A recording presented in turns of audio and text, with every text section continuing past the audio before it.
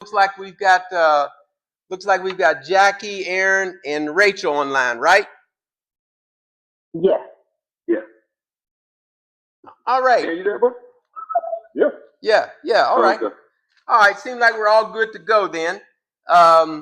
So what we'll go ahead and do is we'll go ahead and just continue with this generational gap thing. And anything you guys need to say off air?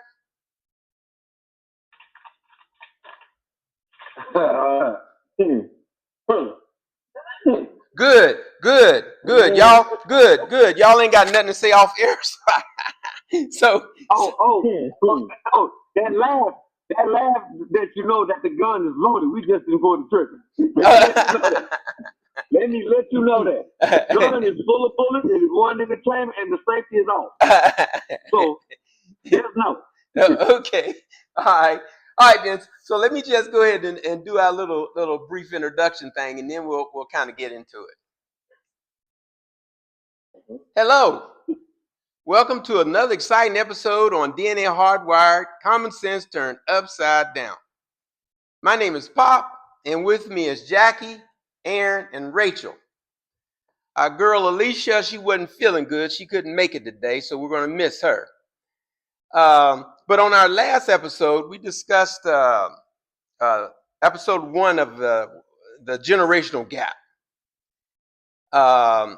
And after that first episode, hopefully you folks listened to it, but after that first episode, I'm now even more convinced we need to dig further into this subject. We actually didn't break down before I let the other guys get in. We didn't actually break down the 5 generations, the most recent generations. So let me go ahead and do that, and then we'll kind of bring the other guys in. When we're talking about generations, we're generally talking about a time span about when folks are born between a time period of like 15 to 20 years. I'm just going to throw that out there. Hopefully you guys will just agree with that unless you got some other idea. So what we're saying is when we're talking about a generation, we're talking about people that are born during a time period of about 15 to 20 years. Can we agree on that? Yes. If you look at Gen X, it's like 20 years. There's a 20-year window. There's a 20-year space in there. Yeah, 15. When they break the generation thing. Yeah. Gen X, Gen Y, Gen Z. There's 20 years in there. Yeah. Okay. So Jackie, you just brought it up. Let's look at what those generations, actually are. So we'll go all the way back to like 1928 to 1945. That generation is considered the silent generation. Baby. Yeah, they were a silent generation. Yeah. 1928 to 19. People born between 1928 and 1945. People born between 1946 and 1964. Those are baby boomers. That's me. I'm in that group there, right? 1946 to 1964. I was born in 1963. Okay, but I'm a baby boomer. Ain't nobody gonna call. Ain't nobody gonna call me out on that one. You called your own self out. Don't call a man. Don't call a man out. We need to call himself out. Yeah. I wasn't born in. For those of you, I wasn't born in 1963. I'm a little bit older than that, just a little bit. But yeah. Those born between 1965 and 1980, those are Gen X people. Who's that, Jackie? That's me. Yeah, that's me. Hold on. 19 what now? Say it again. 1965 and to 1980. 65 to what? 85? Yeah, 1965 to 1980. Yeah, that's me. Yeah, and then that's me as well. Yeah. So that's Jackie and Rachel. Then we got those born 1981 to 1996. Those are Gen Y folks. I think that might be Aaron. Yeah, that's Aaron. Yeah, okay. Mm-hmm. And then we got the most recent generation. I think this is the most recent. Those born between 1997 and 2012. Those are our present. This is the present generation, Gen Z. Okay, so that's kind of the Got break. one. That's kind of. Don't you have one after that though? I don't know if there's Gen Gen A? what Say now? Gen after that. Yeah, see, I don't know. In my research, I only found up to the current generation, which was supposedly, I guess, Generation Z. Because remember, we're talking about a period of 50. Alpha. We're talking about a period of It's Gen Alpha. Gen Alpha. Yes, it's 2010 to 2024. That's Gen Alpha. Okay, all right, Yeah. okay, all right. So those are the generations, and I really think that some of these generations, when we're crossing over, we kind of have issues on how we see issues. So we'll be talking about that.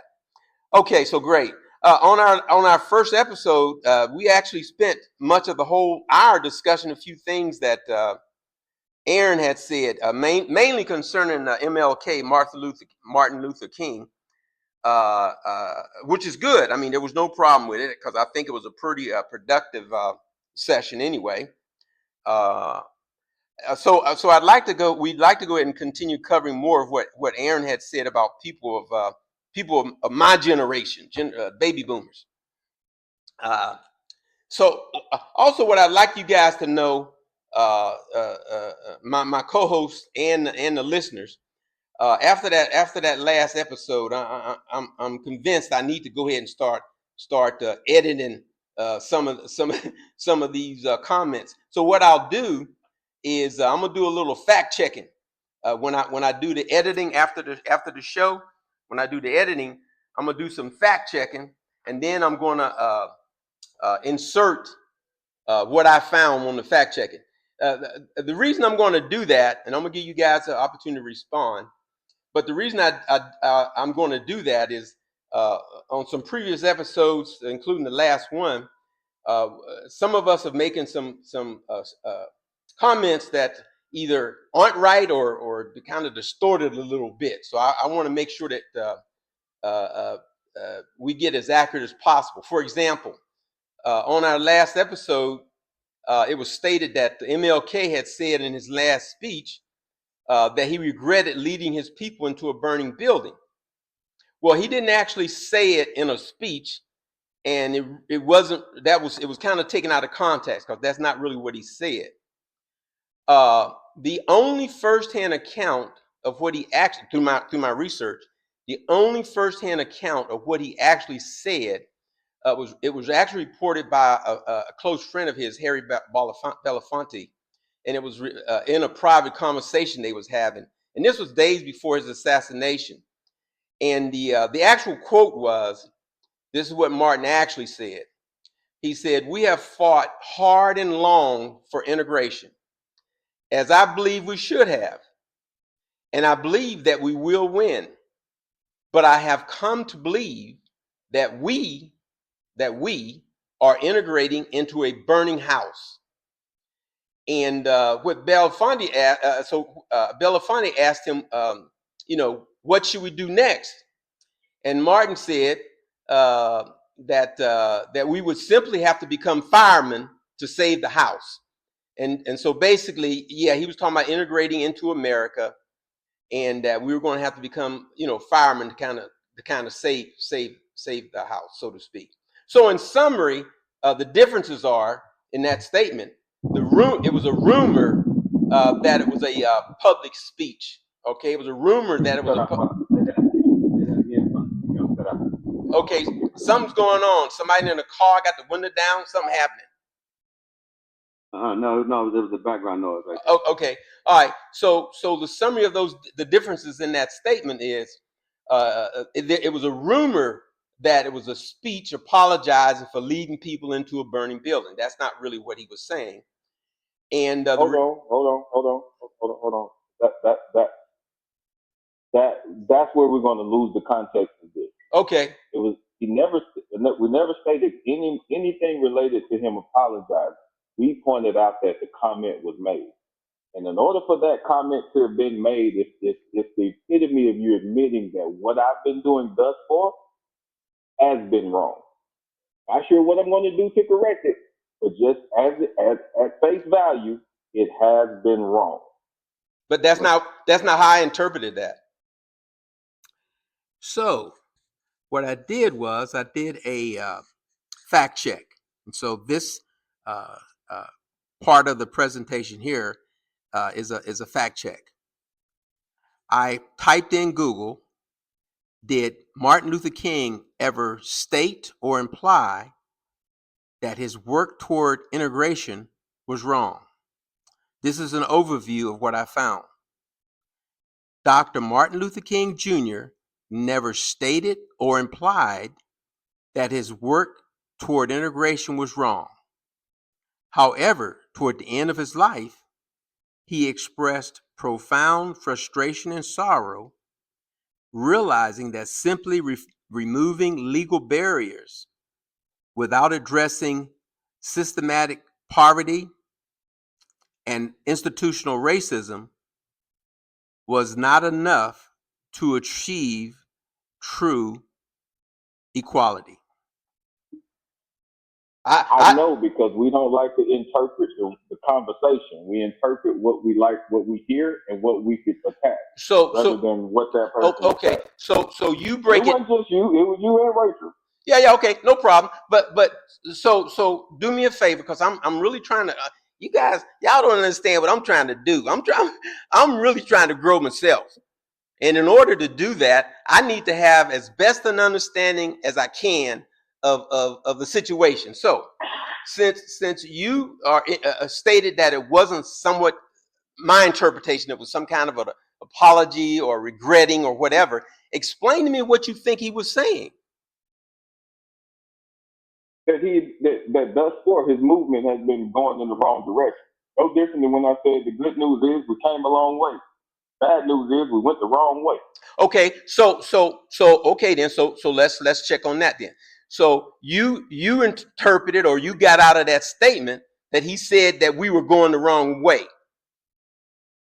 Yeah, which is the reason why you said that he made a comment regarding we now have to become firefighters, which means now we have to change course in order to rectify the trajectory that we were already on. Okay, so I'm doing another fact check.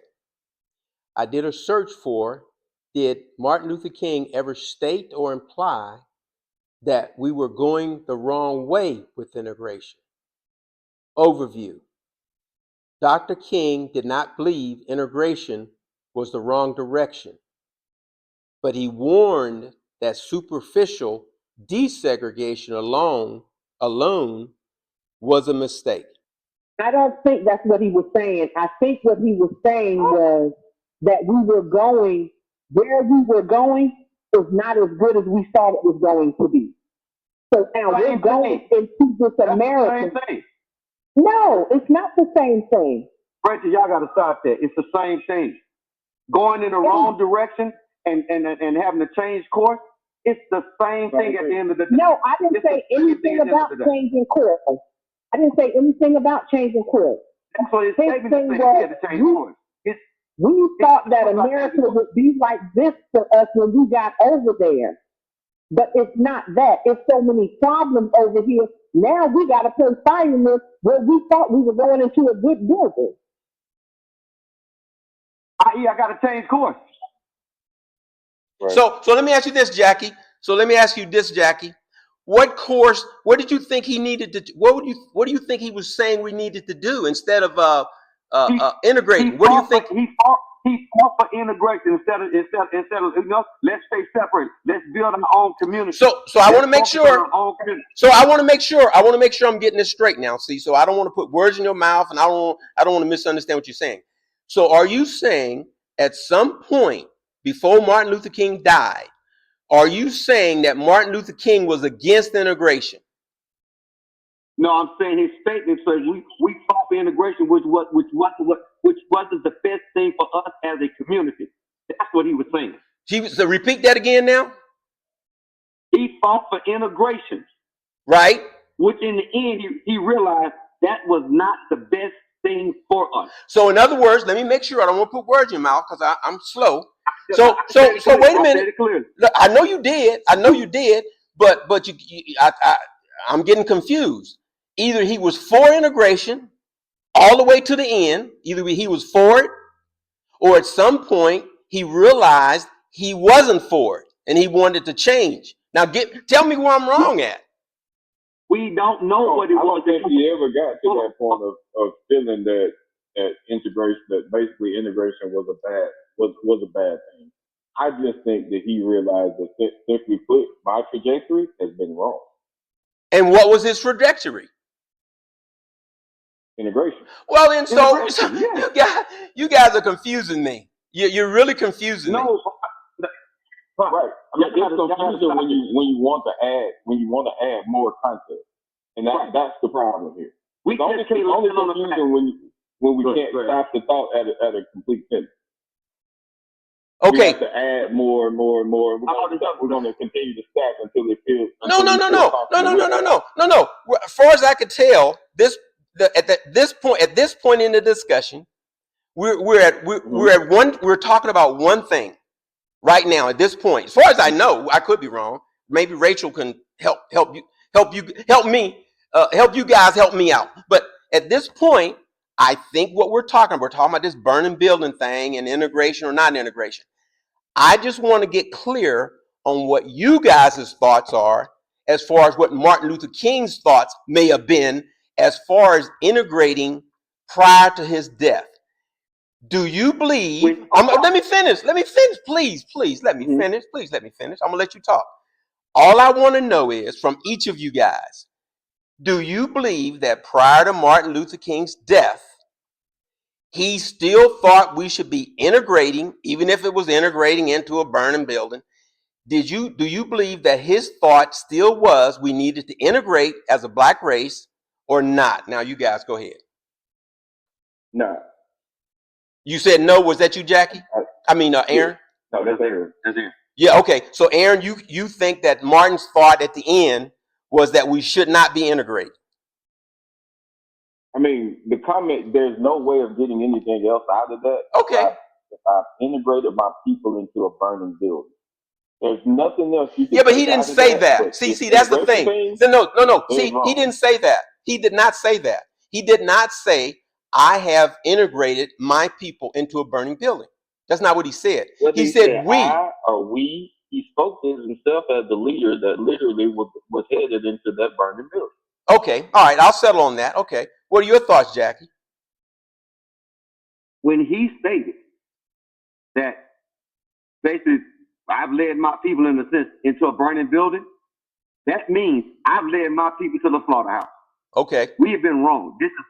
I've led my people to the end. I've led my people to their end, to their death. Okay. That is what that is saying. Okay. What are your thoughts, Rachel? I've led them into integration. I've led them into integration thinking that was going to be the cure-all, and it wasn't, and it's not. Okay. What are your thoughts, Rachel? I believe that that's what it was, but I don't think that he thought that he was wrong. I think that what it is with that statement, just listening to that statement, and where he follows it up by saying, now we have to be firemen. Not like we need to leave the building, but let's make it better. I think that was what he was saying with that statement. We didn't know that the building was on fire. From the outside, we couldn't tell. But America is not just bad for us. America is just bad. He wasn't talking about whether America was bad for us. Was bad for just bad. America was bad for us. No, but I'm saying I think that once he got into it and he was saying, let's get in there, let's be like them, let's do what they do, go to their places. And it's like, okay, we're doing all of that to get to this place and they don't even have it together. So now we have to be the firemen because this building is on fire on the inside. Well, let me ask this question. It looks fine on the outside. Let me ask this question. Do you think the answer is either yes or no, and you can elaborate, but do you think that it has been good or bad for Black Americans to integrate into white American society, whatever you want to call it? Do you think it's been good or bad? I don't think we ever did. Huh? Bad. I think it was a bad decision. Oh, is that you? Is that you, Rachel? Worst thing you've ever tried, ever accomplished. Say that again, brother Aaron. I said top three worst things we've ever gotten accomplished. Is integrating into a white American society. Correct. Okay. Correct. I have to unfortunately agree with Aaron. Okay. So I think I heard Jackie agree with that too, right? Yes. Okay. So let me ask you guys, and I'm gonna give you guys a chance to answer this. So let me ask you this question: what do you think our alternative or alternatives was and is? Go ahead. Okay, I'll touch on that. Okay. Stay the course. Doing integration before I'm doing segregation. We began to have an economic foothold in this country. The Black Wall Streets of the world, the bus company that was built during the Montgomery boycott movement, the taxi companies. We began to have a foothold. We have black grocery stores. We began to have an economic foothold in our community that was self-sustaining. Integration took that away. Integration took that away. The powers that be understood. Powers were green. They don't matter where they came from. So let them come in and spend all their money over here with us, and we'll run their businesses out the ground. We'll force their businesses to close. That was the fear. That's been, and guess what? That's a fear today. If Black America get together and realize our power and what we can control, what if we come together, this is a fear for white America all the way around the board. The powers that be today. It was the fear then, it's the fear today. That's why certain one of us are making, like the Jay-Z's of the world, the Oprahs will make it, but the small businesses coming together, and beginning to own banks, control the financial structure, have a foothold, or have a voice in the finances of this country, the financial market. That is a fear. It was there, it was then, and it is next. Integration took that away. That's what Martin was saying, actually. Okay. And this is good because what we have is we have three different generations involved in this conversation, right? Three different generations. And two of those generations appear to think, the two younger of the generations, appear to think that integration was a bad thing. The older baby boomer, me, think that integration was good. But go ahead, Aaron. You didn't state your point.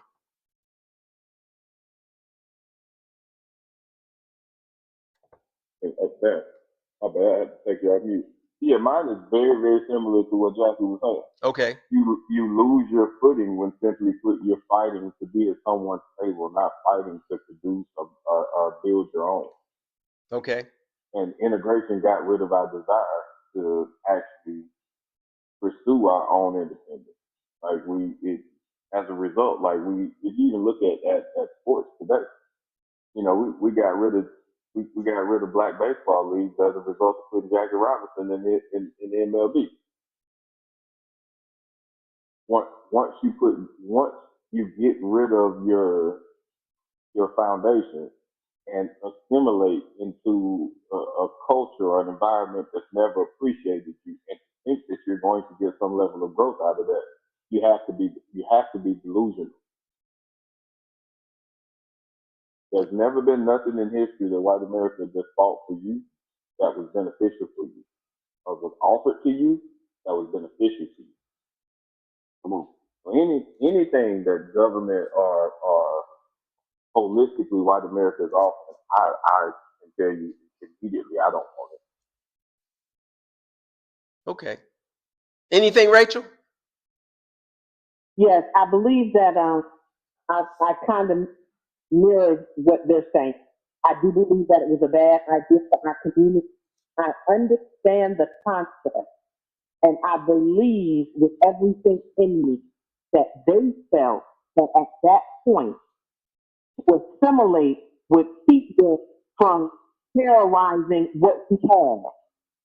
I don't believe that they thought that it would eliminate what we were doing. But this all goes to the mind control that they have because once we started to assimilate, it wasn't that we just automatically ran to their places of business.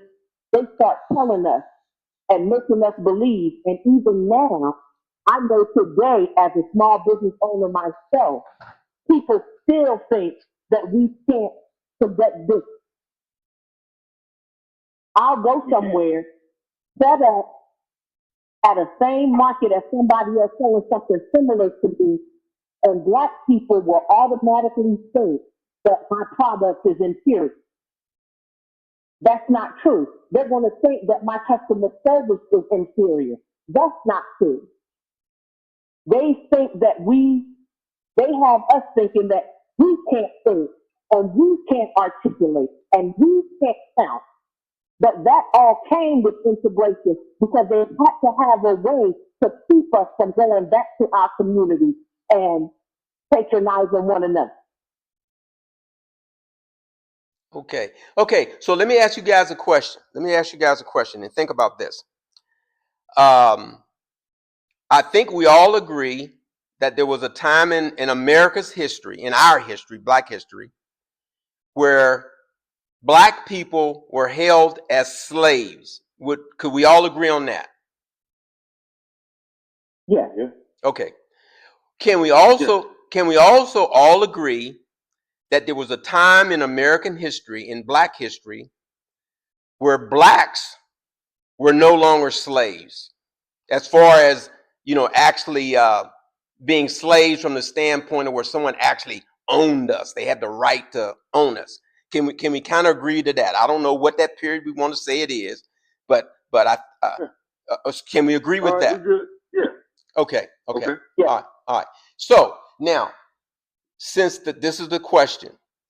Since the time that blacks were freed, some people have a problem with that being phrased like it, but anyway, since the time that blacks were freed from slavery, all right, till today, what is it? June the 28th, 2026. During all of that time, we've covered generations, right? What generation or generations do you think that the most progress, whether you want to call it integration, whatever, I don't care what you call it, but what period of time, which generation do you think that the blacks progressed more in a positive direction? And you can quantify that however you want. They got richer, they was able to get more jobs, they got help. I don't care how you quantify it, but what generation do you think that blacks made the most progress? And I I would have to say pre-segregation. And the reason why that is because you own more land at the time you ever did. Okay, now when you say, do me a favor, guys. Put a year, kind of put like a year on that. Maybe put the ending year. You don't have to put the beginning. But what was that? What was like the end, the last year? Okay. I'll put a year on it. I'll put 100 year. I'll give you a 100-year window. 1863. I think that's when Lincoln signed the Emancipation Proclamation. 1863 to 1963. So that generation right there made the most progress. So you said 18. Well, I'm gonna write this down here. So you said 1863. To 1963. To 1963. So you think that may be when the blacks made the most progress. Now that's Jackie saying that, right? Okay. All right. Go ahead. Go ahead. Aaron, Jackie, you guys, Rachel, go ahead and finish if you don't mind. Yeah. Yeah, I mean, just as it pertains to how long your dollar stayed in your community, how you were able to attain any sort of like finances to to secure your not basically just help your family, raise your family, whatever. I think pre-segregation, simply put, man, you were way better off. It was way more dangerous, but you were way better off. Now The only you reason it was you just that dangerous you was said because you you said weren't when really, though? What was it? Excuse me, Aaron. You said when though? Did you say segregation or integration? What did you say? segregation. Yes, You said pre-segregation. you said pre-segregation. Yes. Now you got to keep in mind what segregation I mean, is. I mean, folks, We know what it I'm is. sorry. Before we were integrated, Okay, there you we go. were Thank you. doing way better. Okay, thank you. Before Prior to integration, we were integration. doing way better. Yeah, prior to integration. Okay, all right. Segregation Yeah. ended in 1968. Segregation ended in 1968. Prior to segregation ending, black people fought to acquire land. They fought to acquire property. Period. They fought to have businesses. That was the black businesses. I think was at an all time high. The Black Wall Street. Most people only know about Tulsa, Oklahoma. There were many Black Wall Streets in and around the country. The movie Rosewood was a prime example of what white people came in and destroyed because they knew that there was an economic foothold that black people were gaining. They were not criminals. They were not the degenerates of society. They were business owners. They were fathers. There was mothers. There was a family structure, a community structure there. Schools. All that was that was the start of that. It was destroyed. Doing that, it was like Aaron was saying, it was the most dangerous time because it was destroyed out of fear, and to keep their thumb or their knee on our neck. So that pre-integration is when we thrive the most. Okay, so at this point, um, I'm going to insert another edit here, and I want to talk to a couple of periods of time when what in reference what black business ownership was. So from 1900 to 1914, the number of black-owned businesses doubled from roughly 20,000 to 40,000. Historians frequently refer to the period spanning 1900 to 1930 as the golden age of black businesses, largely fueled by the necessity for segregated communities to build their own economic ecosystems.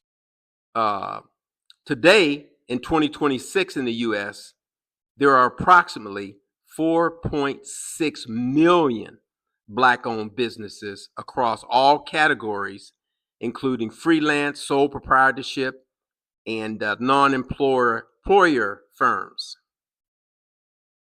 So that seems to me that after integration, Black businesses has flourished. Now, Jackie, brother Jackie, keep in mind what time period you told me that integration was occurring. Do you remember the time period that you told me? Integrate. Yeah, integration. Segregation was 1954 to 1968. Wait a minute. Let's go back. I asked you about integration, and you gave me the years 1863 to 1963. No, I said you asked me what was the time frame Yes. that I think that black people Made the most progress. That's right. I said 1863 to 1968. So now let's clarify. Wasn't that integration? Wasn't that 1963? Yeah. Now during that time period, 1863 to 1963, wasn't that the time period blacks were integrated? No. Blacks weren't integrating between 1863 and 1963. No. When Martin Luther King? Martin Luther King was killed in 1964. Okay. During the period of integration, during the period of segregation. He was killed in 1964. Look. I said the time frame that black people achieved the most 1863 to 1963. That's a 100-year window right there. Okay. And we were integrating. No, we were not integrating. Sure, we were integrating. Let me ask you a question. Let me ask you a question. Let me ask you a question. Let me ask you a question. Let me ask you a question. The fight about busing, being able to ride or to go into these different schools, that was integration, wasn't it? What were the years that those things were occurring? The right to vote, the right to live in certain neighborhoods, so on and what years did those things occur? When did they begin to occur? That was integration, brother. You act like okay because they fought for it. You act like we still didn't live in a segregated society. We live in a segregated. Look. I'm not stupid or naive. Shit, we live in a damn segregated society now, man. In 2026, I'm not crazy to that. We're still integrating. We're still fighting for the right to vote. I'm not. Don't, brothers, please, sister, don't get me wrong. I'm a baby boomer, but I'm not stupid. I'm not naive. We ain't there yet. I don't know if we'll ever get there. So believe me, I understand this. But this has been a journey.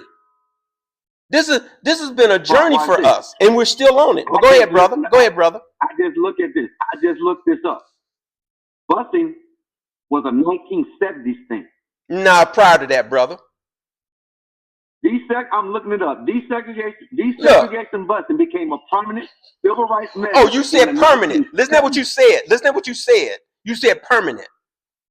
Prior to that, we were fighting for it. Brother.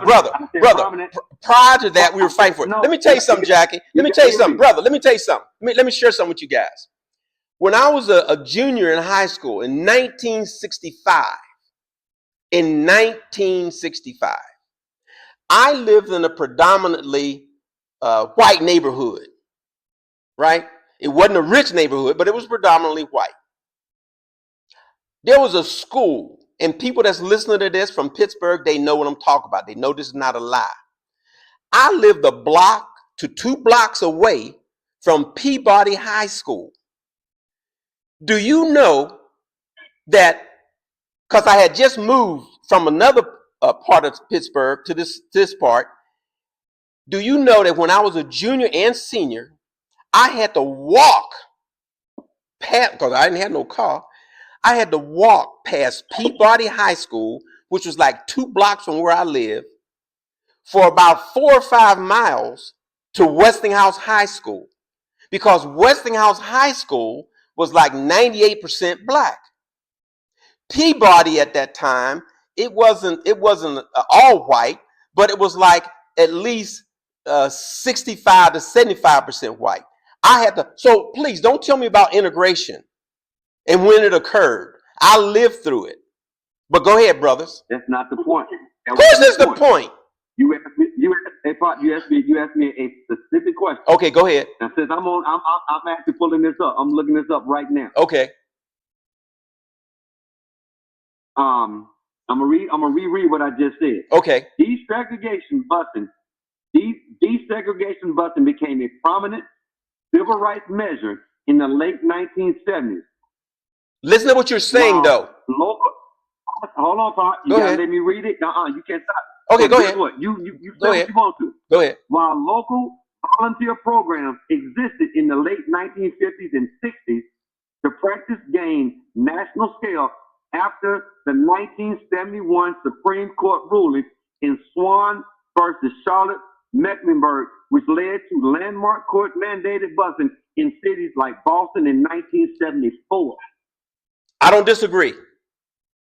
The only thing I'm telling you, brother, the only thing I'm telling you is that type of integration started before then. That's all I'm telling you. We get it. Okay.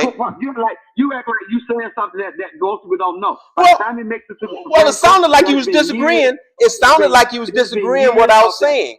It sounded like you was disagreeing what I was saying. I was saying that you had made the comment. I was clarifying my point. Okay, go ahead. I was clarifying my point. Okay.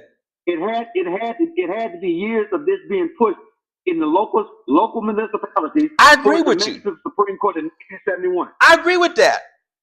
I agree with that. There's no Well, argument. what are you pushing? So What I'm trying to what's the tell you. pushback then? Okay, here's the pushback, brother. Here's the pushback. The process of integrating to get to that point started long before then. That's all We I'm trying. know that. Well, so we're That's a good. foregone conclusion. So brother, we're good.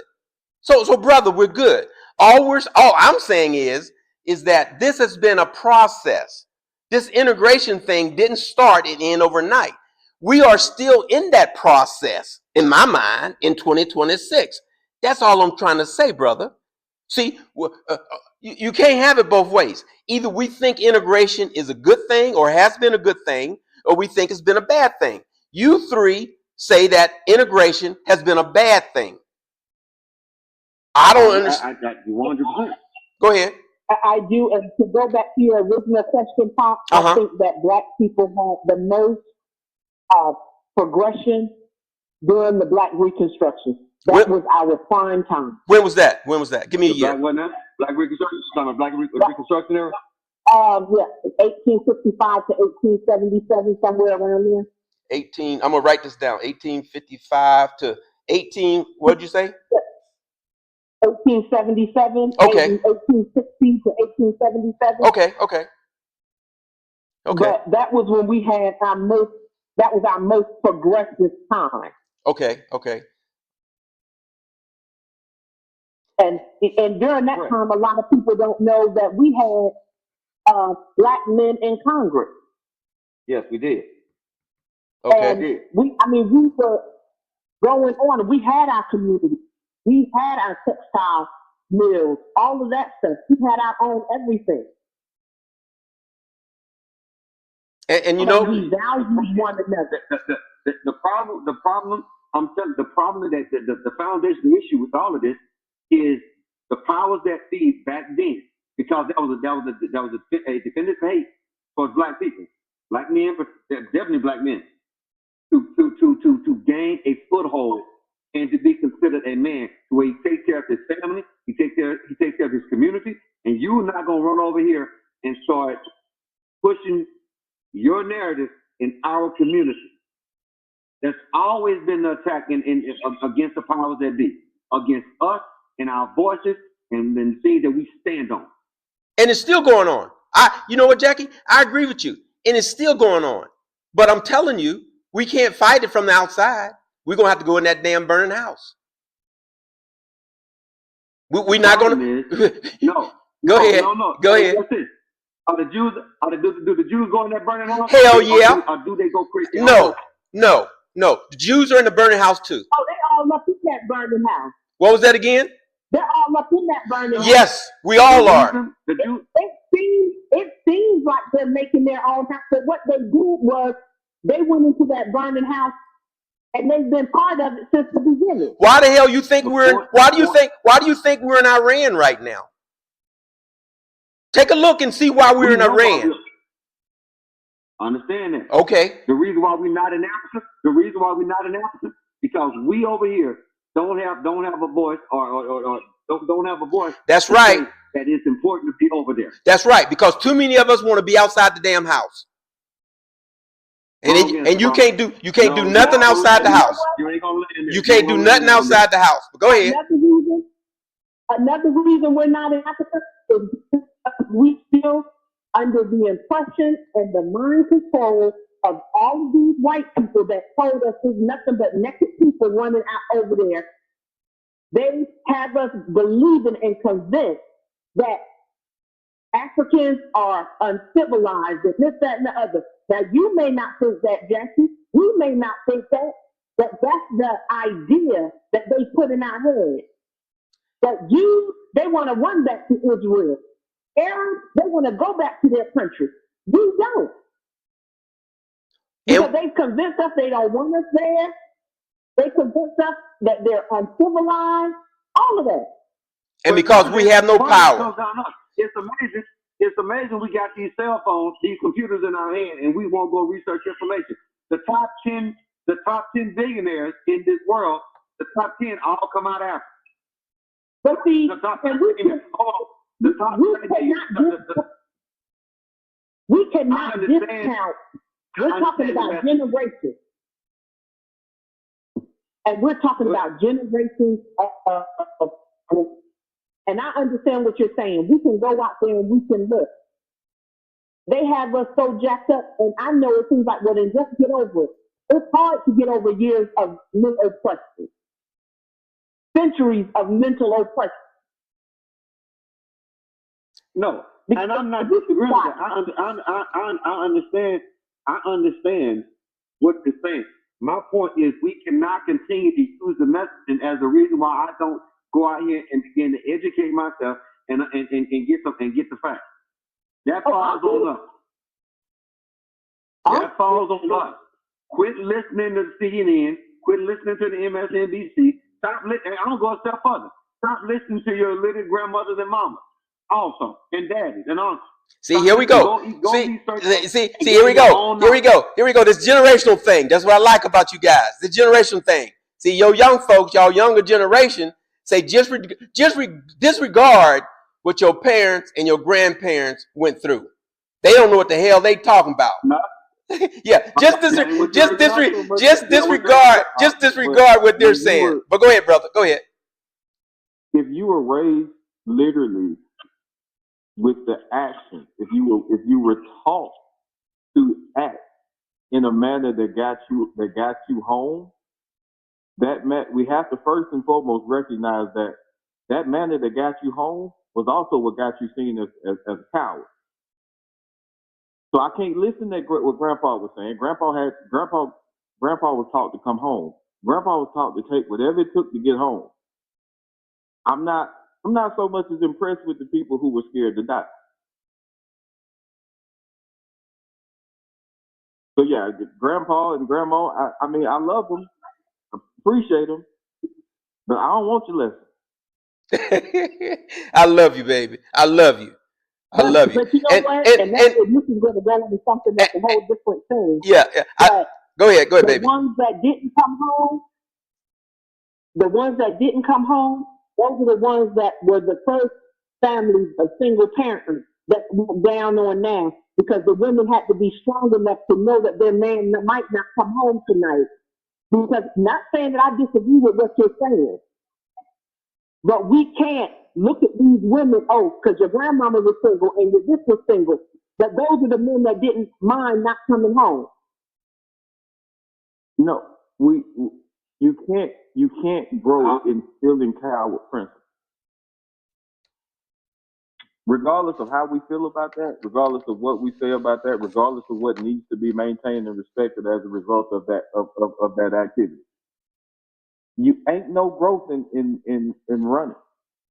No, I'm not saying that I disagree with you, Aaron. All I'm saying is that from that action, there were other actions that have been perpetrated throughout time, that have been grown throughout time, and that even that independent Black woman thing that men hate say came from that. Right, but the reason that is because we were afraid to die, and we didn't give that fear to another community. Not all of them were afraid to die, because too many of them died for you to tell me that they were afraid to die. Too many of them died. Too many of them left single behind. See, we look over the fact that just because they died, they weren't afraid. They were brave. Okay. No, because you know what? The sons died fight being nonviolent. Like this show we did 2 weeks ago, we didn't name a single American that died that was violent, that wasn't a part of the nonviolent movement. But you know what? The whole thing of it is that they did it afraid. And even though they didn't pick up arms, they knew that they were in danger. They knew that they would die. But you have to. This point is not landing, because the moment it's finished, another comment is being made. I feel the same what is going on after. What I'm saying is, you can't instill coward principles and expect growth. And everybody that we've discussed up to this point has been part of a nonviolent movement. So since we know that even in the nonviolent movement, things happen, things move. So everybody can go out and get killed. remember, If they go out and get killed, what's gonna happen? so remember, this conversation is about generations. So to follow up on brother Aaron's point about people not willing to fight and so on and so on and so on. Right now, we just said that there's I think Jackie said there's this more current generation than Generation X. So I think he said A. Was it Generation A, Aaron? Jackie? Alpha, Gen Alpha. Okay, Alpha. so there's Gen Alpha, there's Gen Z, there's Gen Y, and there's Gen X.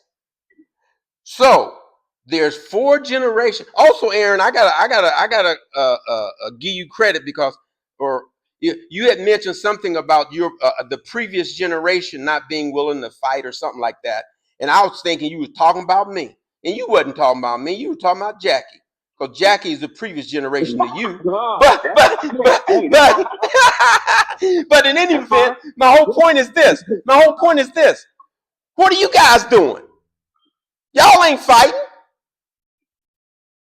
They're not even sitting in. Thank you, baby. They ain't doing nothing. They ain't doing a thing except complaining. No. What I'm glad you said that. Go ahead. I'm so glad we got back to this conversation. Okay. When you were taught, when you literally spend your entire childhood or in influenceable years taught by people who don't even realize a fight was necessary,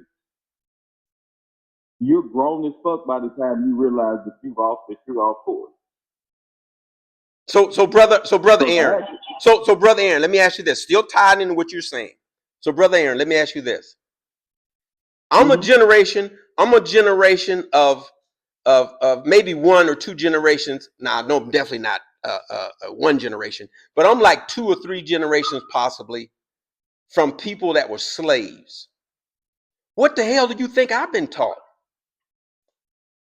My point exactly.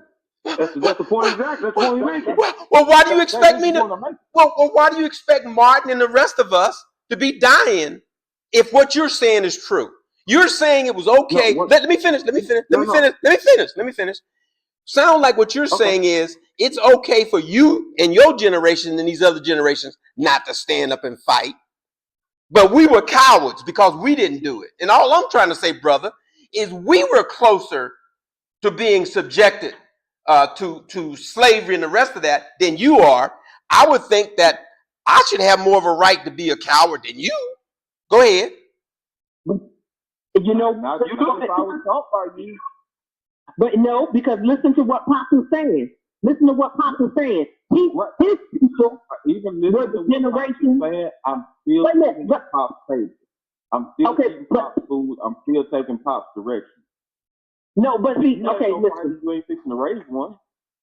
But listen, they raised something because the generation before the sit-ins, they were the ones that would put their head down, walk to the other side of the street. They may well they would have went and said in some white person's restaurant. But the next generation did that. They pushed the envelope and they did what the generation before them didn't do. So if y'all felt that they should have done more, then you should have been the one doing more. And they ain't doing nothing. They should have done more. What I said was they did it wrong. That's all. Well, then your generation should be doing it right. Thank you, Rachel. Thank you, Rachel. Your generation should be doing it right. Thank you, Rachel. Not when they were taught by people like you. No way, because the people that at the sit-ins were raised. The people that were in the sit-ins, they were raised by people that wouldn't even look at a white person's face, let alone walk into one of their restaurants. I am 41 years old. You are not fixing to tell me that the average 41-year-old realizes that we're in a war. I agree with you. I know they were raised by cowards. No, it's not because brother. It's not because they were raised by cowards. That's not it. The problem with the newer generation is that they are riding on the coattails of what previous generations did for them. They haven't had to face. Look, brother, let me finish. Your generation, you truly have not had to face what previous generations went through for you. And that's another problem with this generational thing. You guys didn't experience, didn't get to experience what I'm talking about, brother. So you're talking about stuff you don't even know. You've never experienced it. No. That's the biggest lie ever there. Okay. Because for one, you know those nation families wasn't teaching that. What was that again, brother? You know the families of those individuals involved with Nation of Islam wasn't being taught that. Where you keep talking, you keep bringing up these other races. Wait a minute, let me finish. You keep bringing up. Let me finish for a second. We're going to talk about the Nation of Islam. We're going to. No. I'm going to address what you just said. If you let me, I'm going to address. No. I'm going to address what you're talking about. You just brought up. Let me finish. You see what I love this. You know the point I'm going to make because you're a smart man. You keep talking. Let me finish but let me just finish. Let me just finish. I'm gonna address your point. You're talking about the Nation of Islam. Where the hell are they at now? Not being bothered. They ain't doing shit. They ain't fighting nobody. Let me finish. They ain't fighting nobody. They not dying. They not helping. They not helping black people make any progress. They ain't doing shit. But go ahead. They couldn't help you. Why not? They couldn't help you. To help you, they had to kill you first. Well, do what they got to do. You the one that brought them up. You the one that brought them up, and you brought them up in such a way that I think you was trying to say that there's somebody to be admired because they're doing all these things. And all I want to know is what the hell are they doing? They're not doing anything. Man, we just found out Farrakhan's wife died today. I heard about that. I'm sorry about that. I'm sorry about that, but yeah. You can't think of anybody from the Nation of Islam who literally felt anything other than the words of Malcolm X. Malcolm X had a movement which was simply put, white people killing us, kill them back, and we out of here. We ain't marching for that. You do know how Malcolm felt before he died, right? Could care less. I know how he lived. Yeah, but I'm just saying, sometimes we get, and this is going to happen to you too, brother, because it happens to most of us. When you get a little older, you'll get a little wiser. And so that's what happened with Martin. That's what happened with Martin. That's what happened with Malcolm. We get a little older and we get a little wiser. So toward the end, and a lot of times these things occur. A lot of times these things occur toward the end of life. We get a little smarter and we get a little wiser. But go ahead, brother.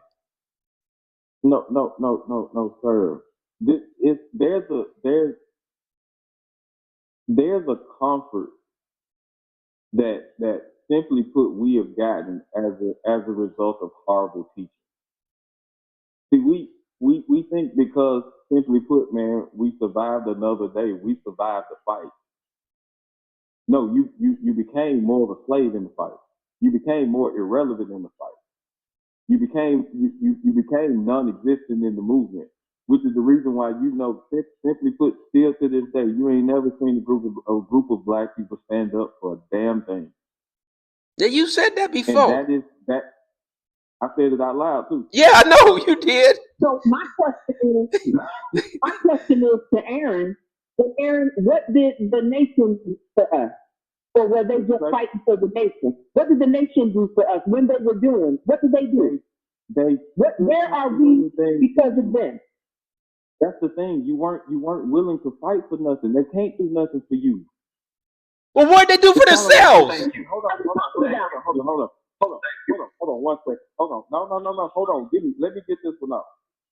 Harriet Tubman's most famous statement of her entire career was, "I would have freed many more if they knew they were slaves." Okay, I have to insert another fact check here at this point. Historians and fact checkers have noted that there is no historical evidence or data that she ever actually said that. Yeah. You don't even realize how irrelevant you are when you sit on the sideline. And you're asking, what did this generation do? They were raised by that mindset that you're speaking today. That mindset is poison. It may come off as love, it may come off as compassion, but what mindset? the mindset of not doing nothing, the mindset of not being willing to die for nothing. You find every reason Okay, to live, and they found shit to die. Okay, so you're sticking on the fact that the people don't want to die for something because you No, can't I'm say saying that we're people not don't doing want to live anything. for nothing. That they don't want to They live. got nothing to live for. They ain't got nothing to die for, and they dying anyway. Your conversation comes with no movement. My conversation comes with simply put, man, I got to get away from these folks. Okay, so that's no movement as well. So if you're just talking about people because to start the movement, reserving themselves, that's a whole different thing. So then we cannot look down on the people that decided to do something just because they did it in a way that you didn't approve of or someone else. Because doing those sit-ins, doing those marches, you can't say that's nothing. You cannot say that's nothing. Because of that, because of what they did is the reason why you can sit in whatever house or apartment you're in today. That ain't the reason I was gonna be able to do that anyway. No, you weren't. Generational gap.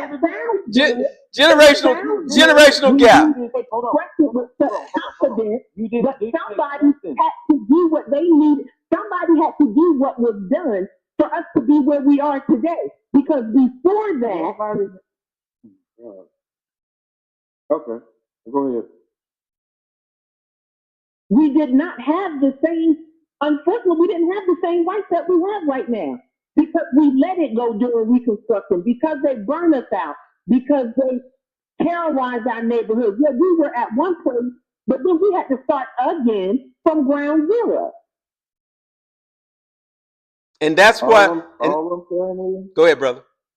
All I'm saying is, all I'm hearing is a bunch of excuses to why it wasn't nothing done. But there was some things done. You don't understand that it was a whole lot done. Thank you, Rachel.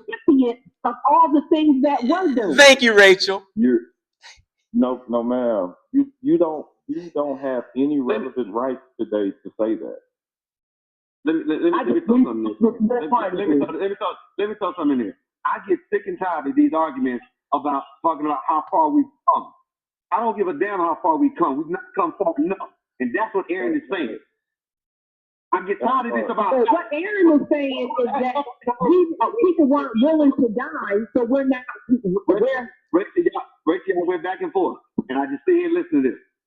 I get tired of these arguments talking about, because the knife initially was 6 inches in our back, and they pulled it out 3.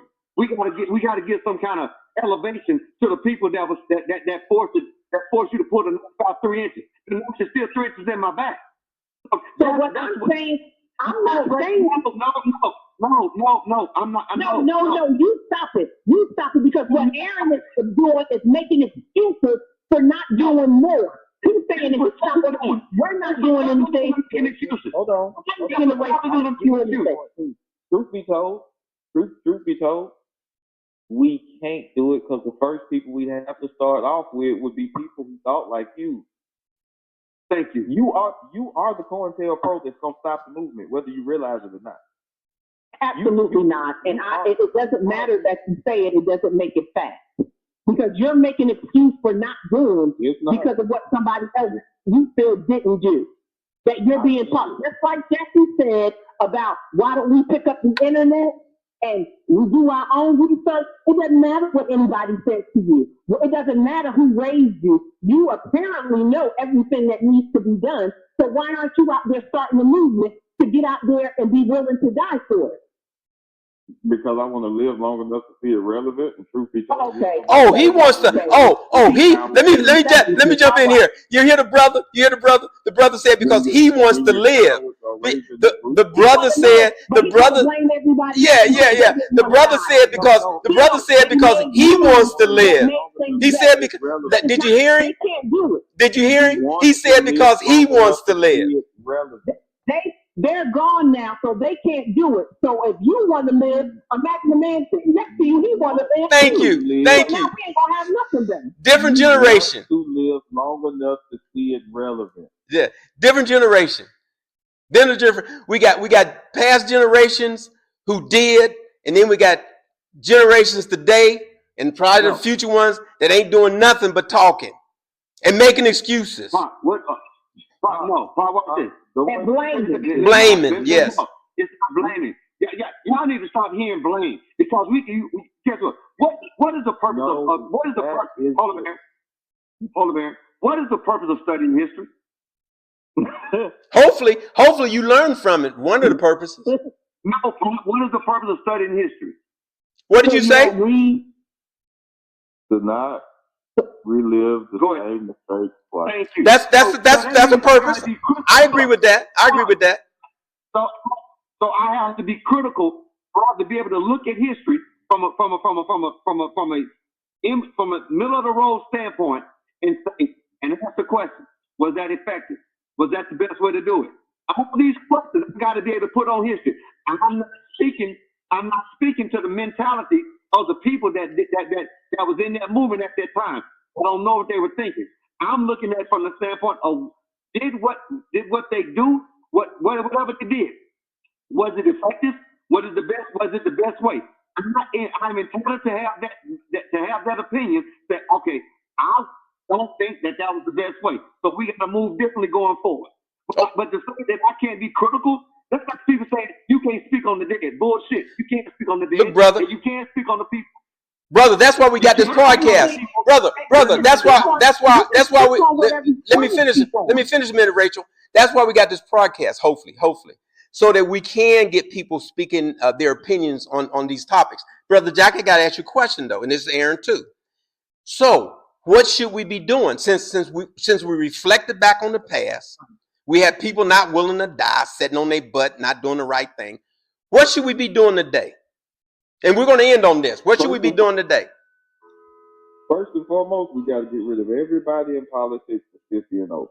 Say that again, brother. You got to get rid of every one of them. You got to start with a mass, not a mass hiring of everybody in your state and local government on up. That's 50 and over.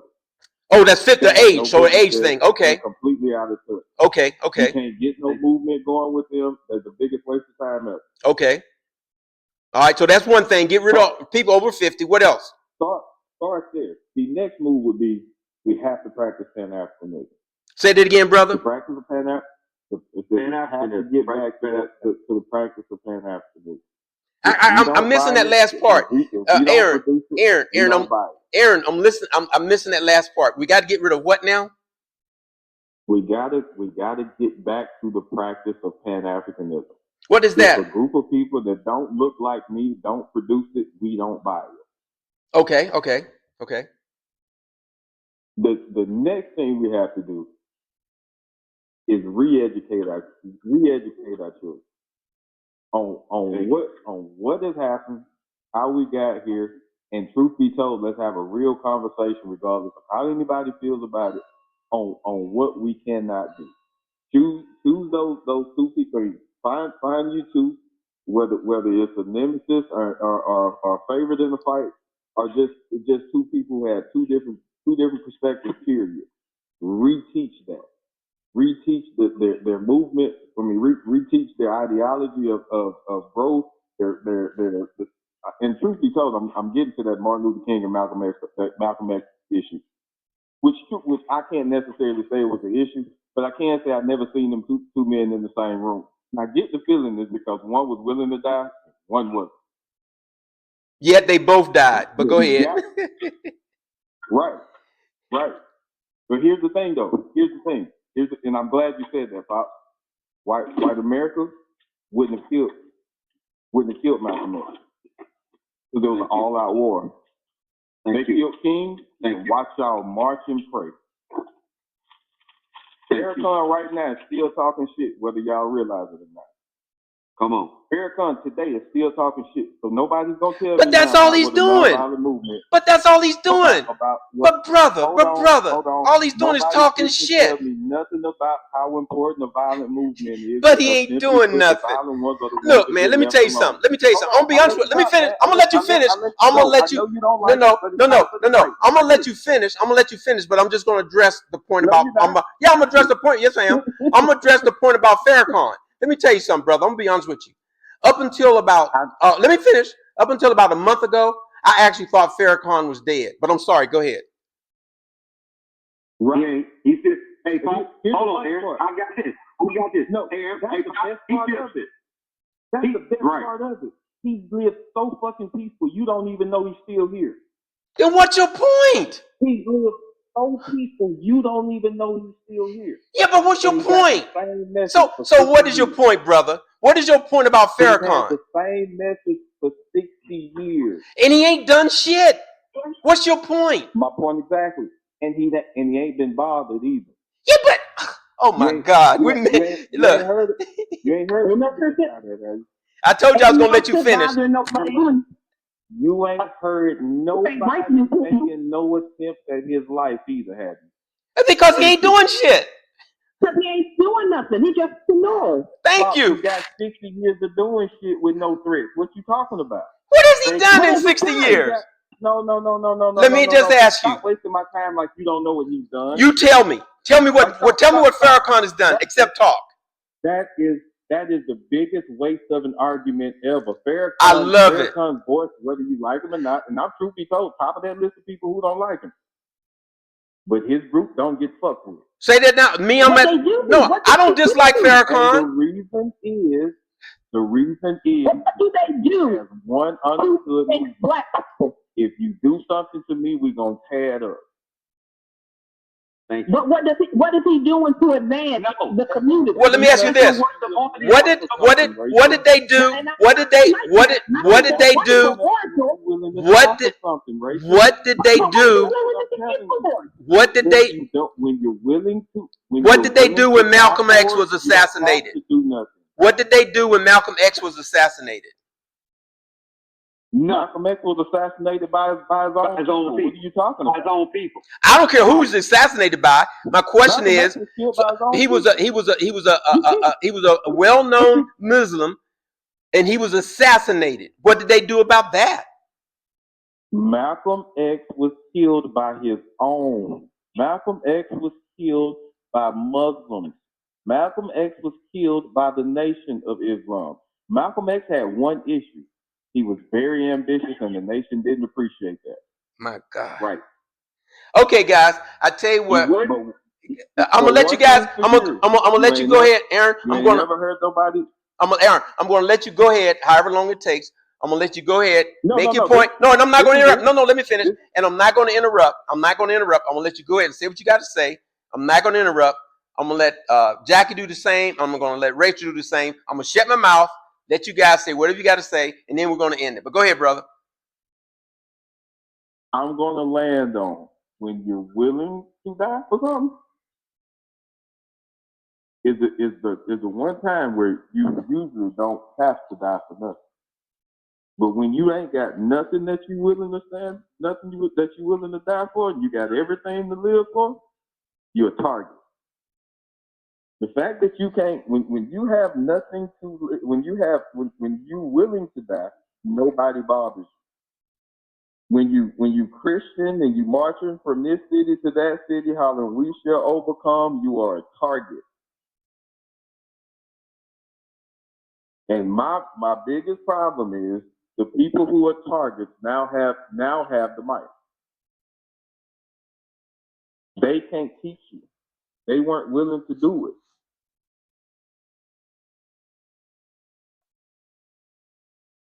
And the same thing Harriet Tubman said, well, I would free many more if they realized they were slaves. Of the same mentality you'd have to take if you wanted to start working or start a movement, anything related to equality in this country. The first thing you're gonna have to kill is those COINTEL pro-black people who are in your way.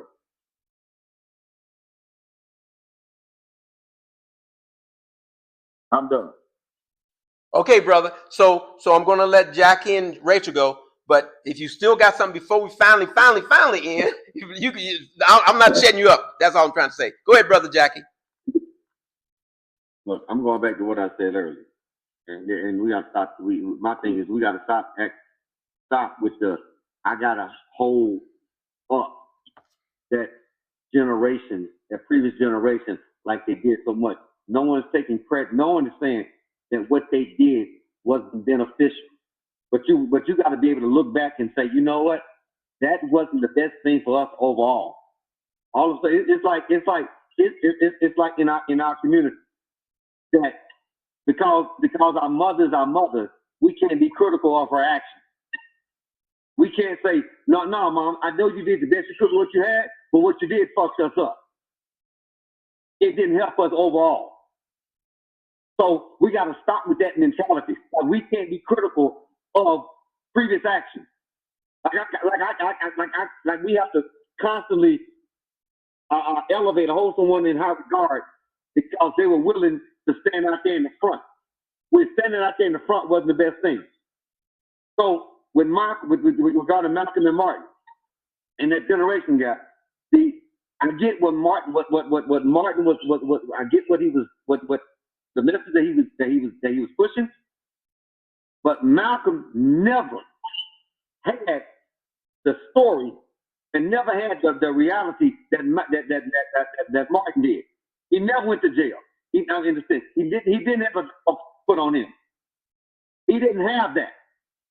The outside, the oppressor, the outside was afraid to come at him in any way. He was safe at all times. Martin Luther King was killed and we marched. If you came at Malcolm, the Nation of Islam would have burnt his bitch down.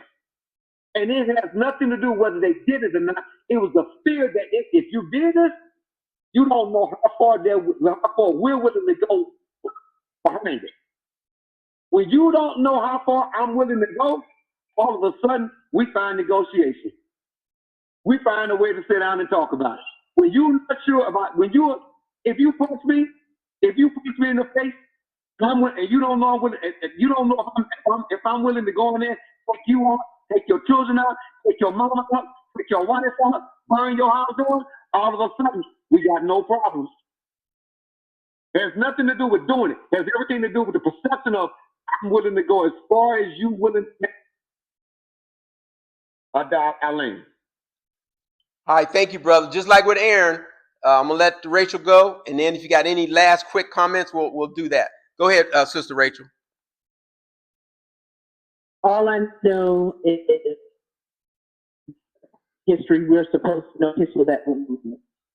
If there's anything in our history that we don't approve of, that we feel that could be better, then it's our responsibility to not blame those that came before, to not hold them in such high esteem that we can't correct them, but to make the necessary changes that we can make, especially if we want to hold high criticism.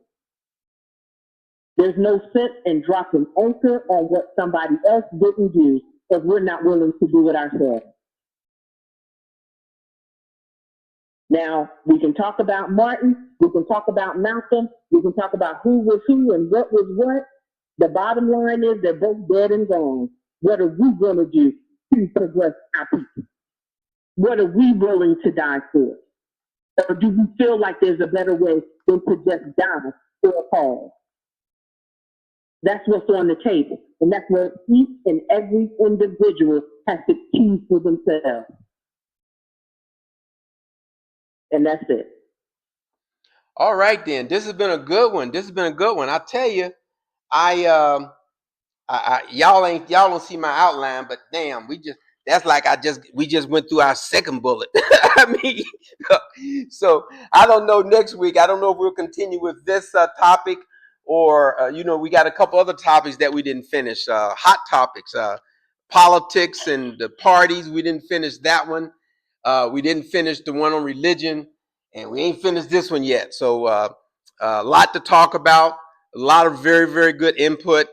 And so one last comment for each of you if you have it, and then we're going to go ahead and close out. But I really appreciate you guys. A lot of really, really good feedback and input. I appreciate you all. But go ahead. Any last comments, anybody? Yeah, I got something. I really appreciate it. Look, I got something. As I always say, for the people that listen to this podcast, this is for entertainment purposes only for you. Now, these may be our personal opinions amongst ourselves, but we're not therapists. We're none of that right there. If you need therapy, go sit your ass on a damn couch somewhere with an actual PhD. Do not operate your life off the opinions that are portrayed, that come across in this podcast. And Aaron and I had a conversation earlier this week, and I know this is kind of off subject. No, it's on subject. No. Regarding the conversation we've had recently about relationships. Okay. I'm done talking about relationships to the demographic of women that have already made their decision. They've already chosen their team. A mind convinced against this will is of the same will still. I'm done talking with women about their relationship and their issues when it comes to how they handle men and how they handle their relationship. That's what I'm saying. And we can bring that back up next week if y'all want to. But I'm standing on business with that. Relationships? When it comes to relationships, I'm done having these conversations outside this podcast. I'm done having these conversations. I got you. About relationships, because when a person has chosen their team, you're not gonna change their mindset. I'm gonna let you crash and burn, baby. Okay. All right. So we could do that. I mean, we could do that. So we'll talk about offline. We'll talk about possibly talking about relationships next week then. And okay then. All right. Any other last comments? I'd just like to say thank you again for having me. I have a great time every time I'm on with you guys. Very stimulating. I love it.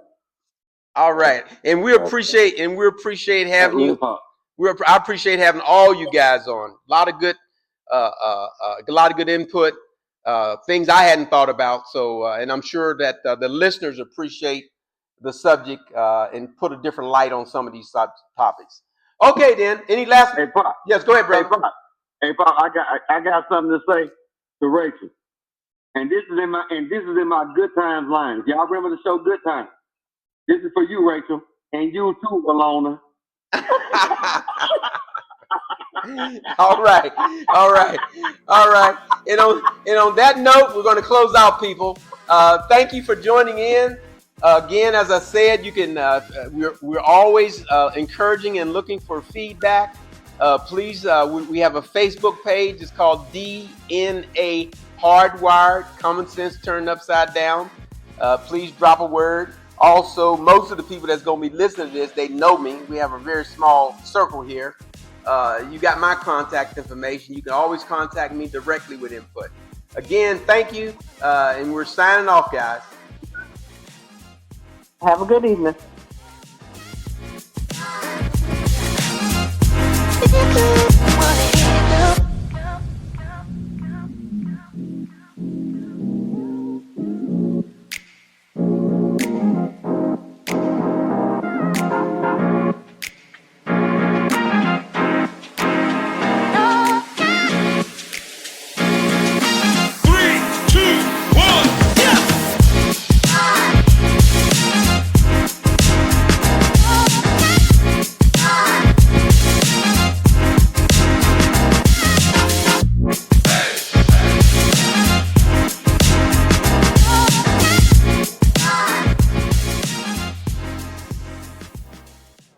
Think it through, people.